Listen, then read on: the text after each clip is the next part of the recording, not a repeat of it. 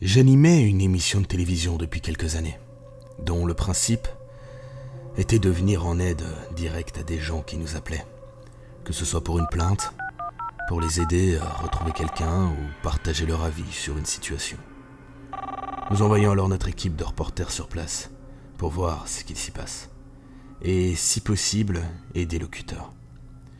L'émission a très bien fonctionné jusqu'à cette nuit, que je n'oublierai jamais. Ce soir-là, nous recevons l'appel d'une dame âgée. Bonjour madame, vous êtes en direct sur l'émission « Que pouvons-nous faire pour vous aider ?» Il faut venir. Vite. Nous partons. Sa voix était faible et lointaine. À vrai dire, je ne comprenais vraiment pas tout. Pardon madame, est-ce que vous pouvez répéter s'il vous plaît ? Ils font du bruit tout le temps. Tout le temps. Ils m'aidaient. Très bien madame, écoutez, nous vous envoyons une équipe et la production va prendre votre adresse, restez en ligne s'il vous plaît. Une fois que c'était fait, notre journaliste et le caméraman arrivèrent sur les lieux. Nous diffusions leur image en temps réel pour l'émission. La maison était relativement ancienne et avait l'air délabrée. La végétation avait repris ses droits. Il y avait une espèce de sensation d'abandon. Bonsoir à tous, alors nous sommes bien arrivés sur les lieux, je vais appeler la dame pour qu'elle nous fasse rentrer. Notre journaliste s'approcha de la porte et sonna plusieurs fois, avant de frapper à celle-ci, mais aucune réponse. Madame, nous sommes ici pour votre appel, c'est l'émission télé. Nous sommes en direct, madame, est-ce que vous pouvez nous ouvrir s'il vous plaît ? L'attente fut longue. J'essayais d'animer comme je pouvais pour combler les vides. C'est alors que la porte s'ouvrit toute seule. Madame, est-ce que nous pouvons rentrer ? Je pense que nous pouvons rentrer. N'oubliez pas de faire attention, hein. Madame, vous êtes là, c'est l'équipe de télévision, est-ce que vous pouvez nous rejoindre, madame ? Après un nouveau moment d'attente trop long, j'ai suggéré de visiter la maison, pour voir si la dame en question allait bien. Elle pouvait très bien avoir fait une mauvaise chute, ou même pire. Très bien, nous allons essayer de la trouver. Me confirma le journaliste. Madame, nous rentrons dans votre maison, essayez de nous appeler, manifestez-vous s'il vous plaît. L'équipe rentra dans la maison, il faisait très sombre, le caméraman alluma sa lampe. Le silence était total. C'était très étrange, l'équipe avança dans la maison où tout était très vieux et plein de poussière. Madame, est-ce que vous nous entendez ? Pouvez-vous nous parler ? Un bruit retentit à l'étage. Le caméraman filma le plafond directement. Madame, est-ce que vous êtes là-haut ? Nous allons monter, ne bougez pas. Ils trouvèrent directement sur leur droite un escalier et montèrent à l'étage. Alors, je sais pas si vous nous recevez très bien, c'est vraiment très étrange. On dirait que c'est plus grand à l'intérieur qu'à l'extérieur. J'ai du mal à m'expliquer. Le journaliste avait raison. Les pièces étaient très très grandes. Elles étaient reliées toutes par un très long couloir. Ça ne correspondait pas du tout à l'aspect extérieur de la bâtisse. Mais un autre détail commençait à me perturber. La luminosité de la caméra diminuait petit à petit. Après plusieurs secondes interminables, ils arrivèrent enfin à l'étage. Madame, si vous nous entendez, est-ce que vous pouvez vous manifester, s'il vous plaît ? Toujours rien. Écoutez, je pense que nous avons un petit souci technique. Je ne sais pas si vous le voyez, mais notre lumière diminue de plus en plus. Ça commence à devenir vraiment très difficile pour nous de continuer.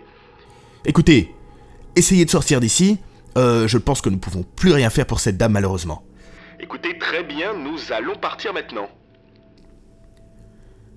Ils retournèrent alors sur leurs pas après avoir traversé plusieurs pièces. Mais impossible de retomber sur l'escalier en question. Tandis que la lumière baissait encore et encore. La situation angoissante devenait insupportable. La production décida de mettre un terme en direct, en prétextant une panne technique. Mais j'ai continué de regarder. Je me suis excusé auprès de nos téléspectateurs pour le désagrément. En vérité, il me suffisait d'appuyer sur un bouton pour remettre le live de notre équipe. Les pauvres ne savaient pas que nous les avions coupés. Nous ne retrouvons pas l'escalier, ni la sortie. On n'y voit plus rien. Il faisait de plus en plus sombre, on les distinguait à peine. Ils entrèrent dans une nouvelle pièce. Un salon, apparemment. Je pense que nous avons trouvé la dame. Madame ? Madame, est-ce que c'est vous, madame ? Une espèce de forme humaine gisait sur un vieux fauteuil en tissu au milieu de la pièce. Ils s'approchèrent tous deux du fauteuil. Madame ? Madame ? Mon Dieu, la terreur me prenait. J'osais à peine regarder. Je ne voulais pas d'un cadavre dans notre émission, mais heureusement, ce ne fut pas le cas. Désolé, c'était juste un tas de vêtements. Écoutez, nous allons essayer de sortir d'ici, mais ça devient vraiment de plus en plus difficile. Hein. Je ne sais pas si vous pouvez le voir. Je les rassurais comme je pouvais, mais au fond de moi, je savais que ça allait mal finir cette histoire. C'est alors que vint le plus inattendu. Le journaliste et le caméraman étaient en face d'un couloir. Et ils remarquèrent quelque chose. Mais avec la luminosité quasi nulle, impossible de savoir quoi exactement. Regardez. C'est bizarre, on dirait de la neige. Il y avait une fine pellicule blanche qui recouvrait tout le sol. On va tenter d'essayer d'aller dans ces directions. Ça va peut-être nous mener dehors. On ne sait pas, écoutez. Je l'espérais aussi au fond de moi. Les deux hommes y entrèrent et marchèrent. Quelques secondes avant que la lumière s'éteigne à jamais et que la caméra coupe. Je restais pétrifié d'effroi face à cet écran noir. Ils disparurent complètement. Mais ce n'était pas fini. On appela immédiatement la police pour venir en aide. Mais arrivé sur place, il n'y avait pas de maison. Juste un immense terrain vague à acheter. Nous avons vérifié plusieurs fois l'adresse. Mais c'était bien là. Après une enquête auprès de l'opérateur téléphonique, le numéro de cette dame datait du milieu du XXe siècle. C'était impossible. Nous apprîmes qu'à l'époque, la ville était envahie par les rats et qu'elle avait sûrement dû appeler les dératiseurs pour s'en débarrasser. Malgré tout ça, malgré nos efforts de recherche, notre journaliste et notre caméraman ne furent jamais retrouvés.